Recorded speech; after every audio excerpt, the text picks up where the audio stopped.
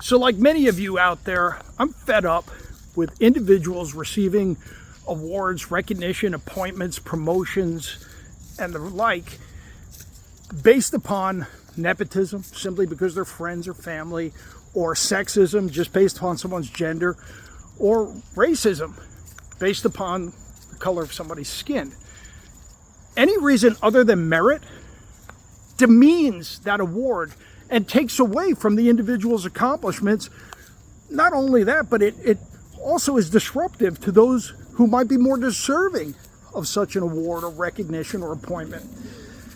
So you had Major Jim Capers.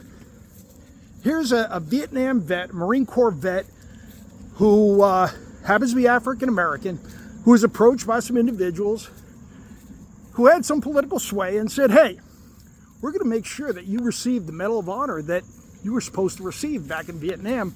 However, there's going to be a little quid pro quo, if you will.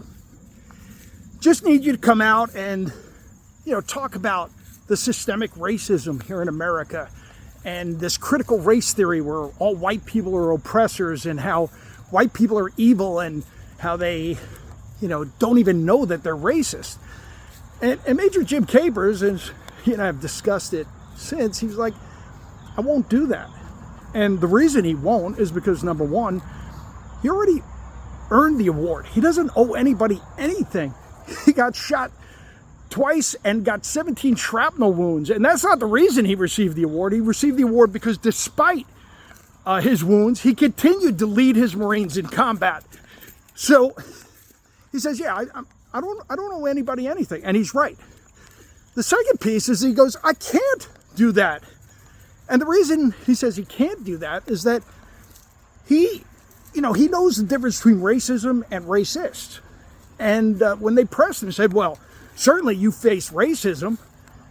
He says, as an adult, no, I faced racists, not racism.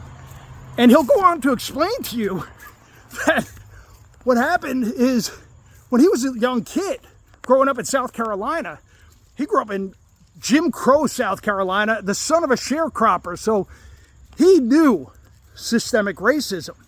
However, even while he was enduring that hardship and that totally horrible time, he recognized that not all white people were bad. As a matter of fact, when he went ill, deathly ill, and his family wasn't able to care for him, a white family took him in and nursed him back to health. So he knows, or he knew, and still does, from an early age, not all white people are bad or evil or racist. Moreover, later in life, he enlisted in the Marine Corps. And when he enlisted in the Marine Corps, he decided, I want to be the best of the best. I want to be Force Reconnaissance. And at the time, there were very few, if any, African Americans serving in Force Reconnaissance. This is our elite unit within the Marine Corps. So what ends up happening is the Marine Corps says, well, we'll give you the opportunity. And the Marine Corps at the time had no quotas, no requirements for anybody of any skin color or race or gender or anything like that to be in anything. But the Marine Corps said, we'll give you a shot. And he went through the training, and it was tough, but he made it through. And a part of his training was he had to go to scuba school. And when he showed up, there was an instructor there who was like, no way. I'm not going to have some black guy drown on my watch in my pool. No way. And the Marine Corps, the system, said, yeah, you will. You're going to train him, and you're going to make sure that he does well. And Jim Capers, not only did he make it through and earn his scuba qualification, but he was the honor graduate from scuba school. But he didn't stop there. He kept on with his training and then served in Vietnam in combat. And he led Marines of all race, creed, color, you name it. And you know what? They were all brothers. And they loved him and they respected him. And he loved and respected his team. And during one of his serious firefights, and he was in many, and he was on many combat missions, many of which were classified, working with the CIA, he was ambushed. And his whole unit got wounded. It was a pretty bad ambush. And despite the fact he took 17 shrapnel wounds and 2 gunshot wounds, he continued to press on, continued to lead his Marines. And his Marines and many others recognized his heroism, and they felt that he was deserving of the Medal of Honor. Well, something happened along the way where he didn't get the Medal of Honor. He got the Bronze Star with V. Now, understand that this is a serious award for valor, and it shouldn't be diminished in any way. Anybody who has that award should be proud. However, it's the fourth highest award for valor.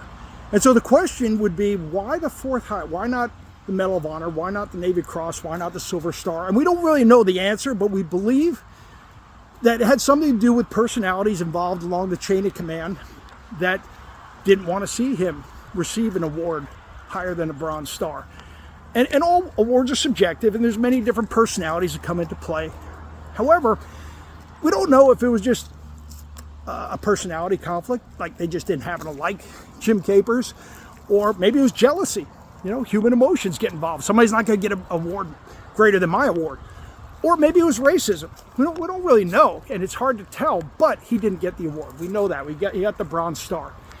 So later on, there was a push to make sure that Jim Capers would receive the Medal of Honor that he deserves. And it went to an awards board, and it came back, and it was upgraded to a Silver Star with no explanation and no paper trail. We don't have access to any of the notes from that meeting. Apparently, they don't exist anymore. So the question would be, well, why the Silver Star? Why not the Navy Cross? Why not the Medal of Honor? No explanation. So here again, we believe there's personalities involved, and we're working with investigators to try and find out what exactly happened there, what was communicated. And if there was something of merit, great, but all the facts seem to point to Major Capers receiving the Medal of Honor. So here we are now. We're pushing again to make sure that Major Jim Capers receives this award. He's 87 years old, his health is failing, and we want to make sure that this award doesn't come 20 years from now posthumously. He should receive this award while he's alive, and people should recognize him, and he should be carried as a hero throughout the country. So please take the time, read through the citation. It's not that long. Take a look at some of the witness statements and figure out, is Major Capers deserving of the Medal of Honor? I believe he is, and many other people do as well. And if you do, please sign the petition. Please make a donation so we can generate more communication material to elevate to our elected officials, our congressmen, our senators, the President of the United States. And let's make sure that he gets this Medal of Honor. And again, one last point here. Do not award Major Jim Capers the Medal of Honor because he is black. Award him the Medal of Honor because he deserves it. Semper Fi, God bless.